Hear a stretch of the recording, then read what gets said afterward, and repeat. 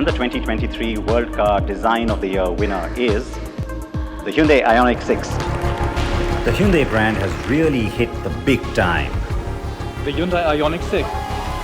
Back-to-back World Car of the Year wins, and both for the Ioniq family.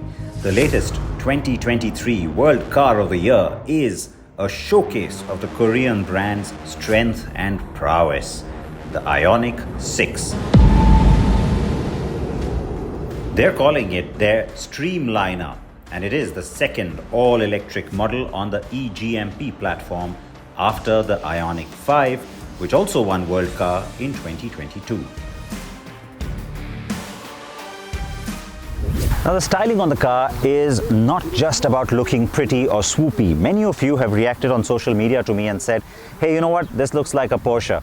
I can understand why you're saying that, but the inspiration actually comes from cars like the Saab 92, cars that we sadly did not have in our market, so we don't have that legacy. But the point I'm trying to make is that this isn't just about looking pretty or looking attractive. Sure, that's a big part of the design, but it is also about being extremely aerodynamic. And so the entire design focus is actually centered around that. So whether it's these really deep sort of creases that you see in the hood, or the exact shape of the fender, you've even got an air flap here that opens up only when you need battery cooling and the air to go in, otherwise that stays shut. And the air is actually directed through this air curtain into the wheels. You've also got a wheel gap reducer, because just reducing the gap between the bumper and the wheel again gives you a more flush surface, allows the air to travel very quickly to the back. Did I mention the focus was on getting solid aerodynamics? But there's more to it.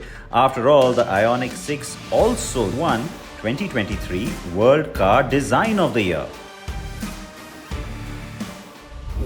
Coming into this belt line, it rises all the way from the headlamp and comes and travels all the way down. It's almost like the current Sonata actually, so it kind of gives you a Hyundai feel. But then you've got all of this muscle that gets stretched into the back, nice and taut. It's almost like a boat tail at the back.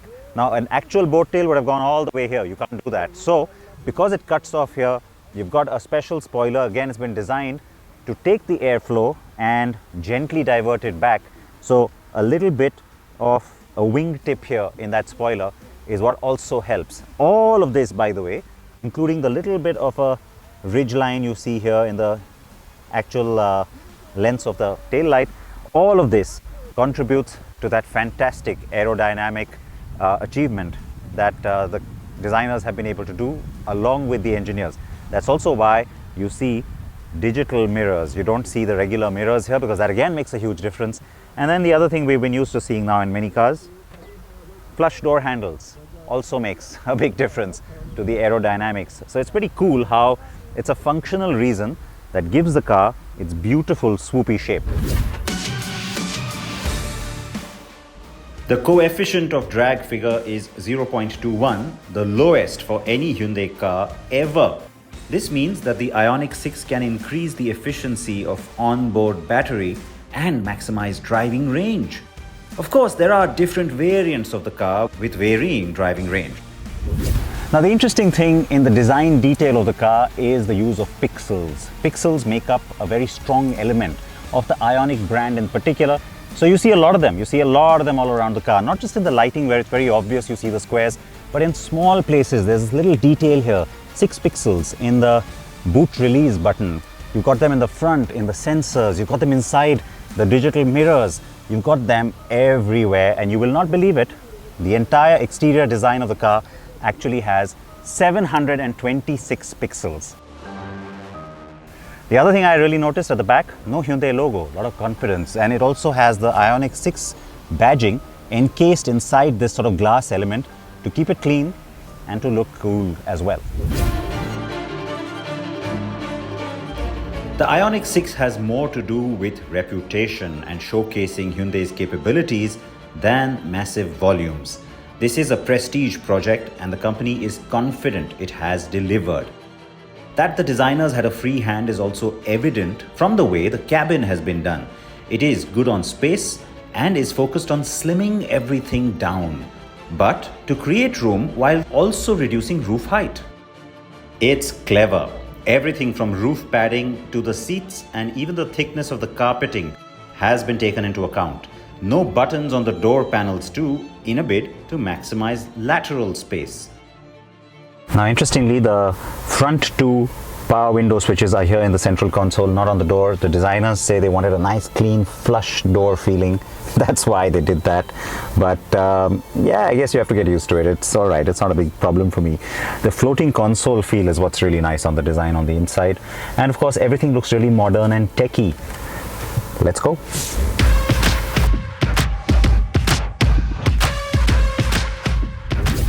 The cabin is replete with the latest tech in Hyundai's arsenal. Touchscreen infotainment, wireless and wired connectivity and charging. None of that should surprise you.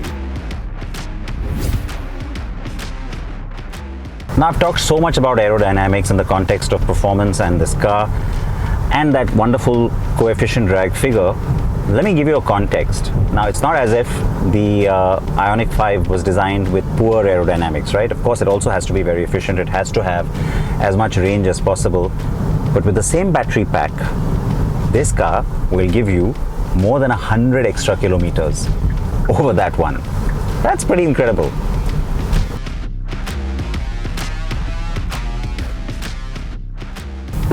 So I'm starting off my drive in eco mode just to see how the battery consumption goes, how the car feels in eco. But of course, I will be checking out the other modes too. So the engineering team has added in what they call the electric or the e-sound, like a lot of electric cars. So it's not just about silent operation, you also get a sense of a boost. Now you can decide how strong or how low you want that to be. I still like having it though, I have to say. And what's interesting is it even kicks in when you let the pedal go and the car brings in regen energy. The Ioniq 6 has a unique and distinct drive feel, in case you were wondering. Alright, I've switched from eco to normal. You get a little bit of a burst straight away. You get that sense of being unbridled straight away. That's nice. Of course, you want the difference in character between one and the other mode.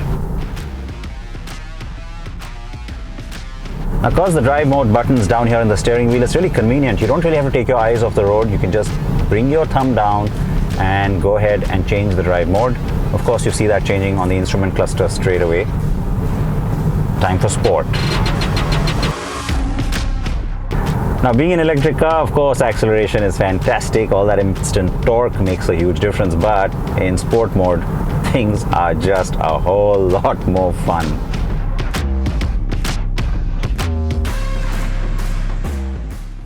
I've spent many kilometers driving the Ioniq 5 and I can tell you the great thing is, despite being the same platform and the same battery unit, this car just feels so different. It has its own character. It's extremely sporty. In fact, I have to say, while I enjoyed that one already, this one just gets tighter. It is a lot nicer, more precise on the steering, and the handling is a whole lot sportier. Now, Hyundai says that in some markets there will be regular mirrors outside, not the digital camera mirrors. Now, that'll of course make a difference to the aerodynamics, but I'll tell you what, it takes some getting used to. Even now, after driving this car for a couple of days, so many kilometers, I'm still carrying on looking outside rather than here at the screen, but it's a matter of getting used to. One of the things that they can consider is actually to move that camera away, so it's not in my line of sight, so I don't naturally look at it. When there's nothing outside the window, I'm going to be drawn more towards the camera view. So that's something to think about.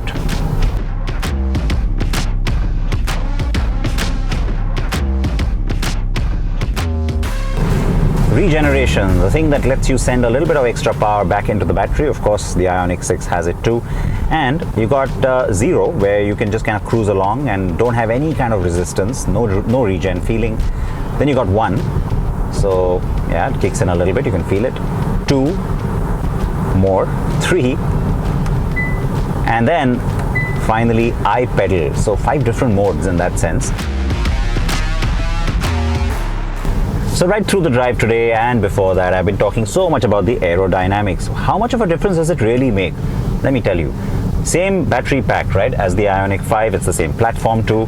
Well, I'll tell you what, the Ioniq 5's range with this same configuration at its most efficient is 507 kilometers. With this car, the range is, are you ready? 614 kilometers. Makes a difference, doesn't it?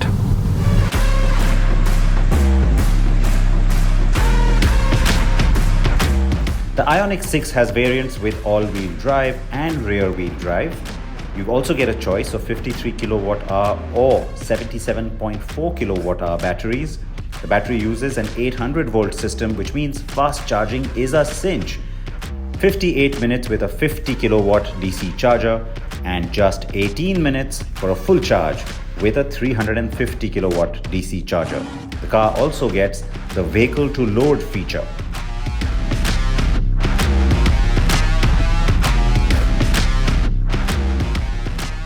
Owing to its shape and the aerodynamics, the car is nice and performance oriented. So even though that's not the main pitch or that's not the big message when you first get into the car, either from the company or the car itself, what's nice is it delivers that kind of performance. So you can go in fast, you can take nice tight corners, you can also get it to hang out just a little bit. So it's pleasurable, it's fun, very, very sporty, and kind of keeps a smile on your face.